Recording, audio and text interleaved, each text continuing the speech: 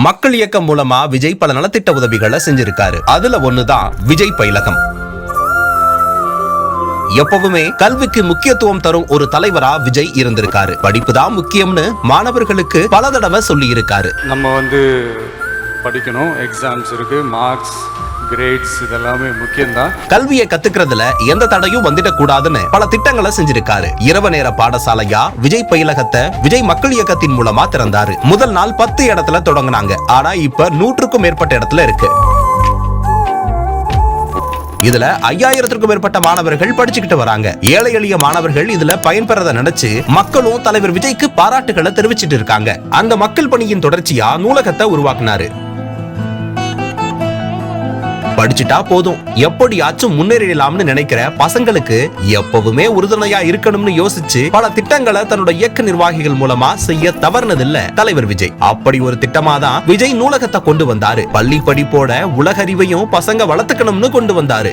முதல் கட்டமா தாம்பரம், பல்லாவரம்னு 11 இடங்கள்ல தொடங்கி அப்புறம் நெல்லை, தென்காசி, சேலம் அப்படின்னு மொத்தம் 21 இடங்கள்ல திறக்க முடிவு பண்ணாங்க.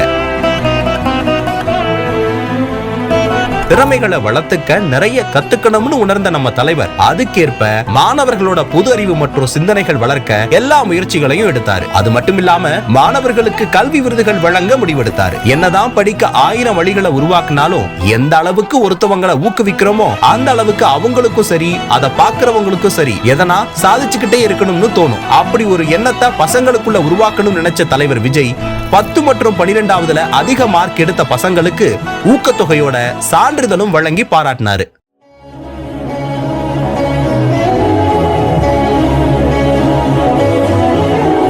இத பார்த்த பலரும் நம்ம படிக்கும் போது இப்படி ஒரு சான்ஸ் நமக்கு அமையலைன்னு சமூக வலைதளங்கள்ல போஸ்ட் போட்டாங்க. இன்னொரு பக்கம் நம்ம பசங்களுக்கு ஒரு அங்கீகாரம் கிடைச்சதை நினைச்சு பெத்தவங்களும் சந்தோஷப்பட்டாங்க. வெறும் விருது வழங்கும் நிகழ்ச்சியா மட்டும் நிறுத்திக்காம பசங்களுக்கு ஒரு அண்ணனா பல நல்லதை நேரடியா எடுத்து சொன்னாரு. காலையில இருந்து நைட்டு வர கால் கெடுக்க நின்னு விருது கொடுத்தாலும் கொஞ்சம் கூட முகசுளிக்காம எல்லார்கிட்டையும் கடைசி வர அன்பை மட்டுமே காமிச்சதெல்லாம் பலரால பாராட்டக்கூடிய நிகழ்வாகவே அமைஞ்சிடுச்சு.